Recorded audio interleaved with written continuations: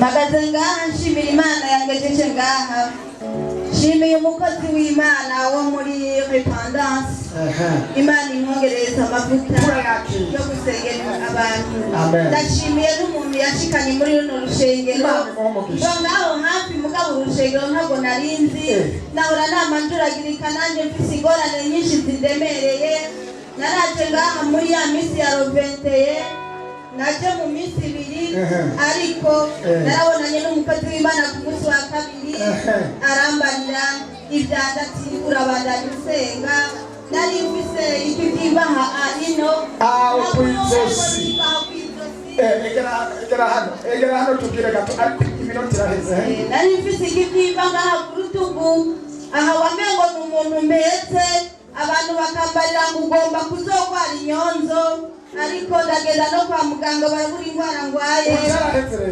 nshitse ngaha none byaraheze ndashimira n'Imana naraduze ruguru ngiye kuruganduka kuri mabukwe nsanga bankuye mu kazi nshitse bangura mu kazi mugabo nshitse ngaha nje ngaha kuri uwo munsi wa kabiri haciye mpamagagwa n'uwundi muntu ngo nuze ngo ku kazi none Imana yarabikoze n'ubundi ku kazi hazoronka amafaranga nemeye kuzotandagwa mu gigira 10 amen amen ibindi ni hanyuma Yesu nashime amen nanje nashaka ijambere mubanza mumfashe dukomera amashimana yawe amen jewe mpagaze ngahanza no gushinga intare muri ya mitwaro 3 twatanga paseri yatubwiye twandike ibirerishuwe amikindi naco kuwa mbere nararose telefone y'umugisha amikindi nashaka gushinga intahe nuko Imana yankitije imisonga nari mfise ku mutima sinashobora gutambuka iminota 30 n'akazi sawa dukomera amashi umwami wacu Yesu Kristo Imana igohezagire cyane Yesu ashimwe nanje nkaba nitwa Inamahoro Shimene agomba gushimira Imana ibyiza yankoreye kuko nari maze imyaka 13 mfise igwara ifata mu mutwe ariko ubu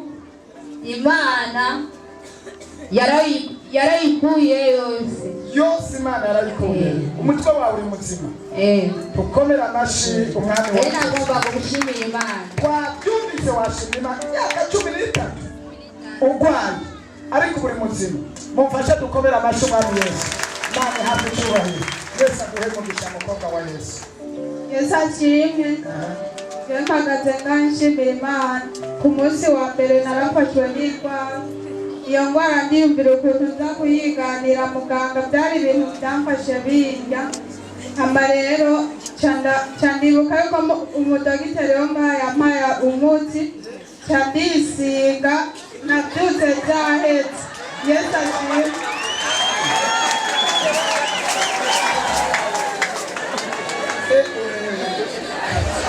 Etikano asigaye mu dogiteri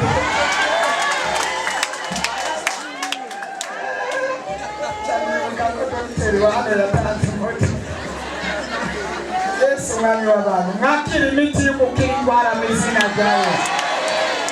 Yesu nashimwe imana ryawe ryambaye n'ingiranga ndayifuredi mate iyo ndagenda muri bire bimenyereza maze n'iminsi cyangwa n'ikintu kirakora kugura cyagasenga kirahera nsengera mu ibarabara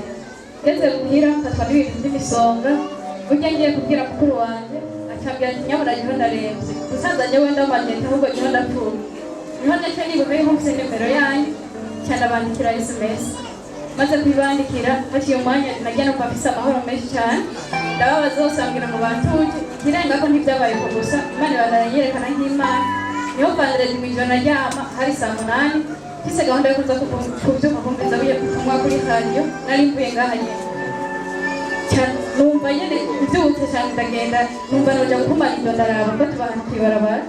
cyambona umuntu ariko arakora ibintu cyambona yakijikira umenga n'urumuri cyantangura gukemeye maze gutangura gukemeya wa muntu acyambona umenga buriza amahoro acyapa hamwe impande ya rwarupangu acyagenda kubandanya akoresha cya kintu umenga n'urumuri kundi rupangu ruri hariya vuga rero ibyiza byabayemo rero ibyiza byabayemo muri icyo gihe narashima Imana ingene yatubohoye twese kuko twari turenze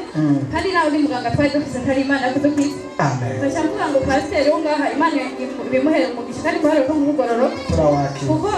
novuga ko karagiteri ya mbere nabonyemo ari uko mwitwararika abantu kandi mukitaba telefone rero abakozi b'imana benshi batitaba telefone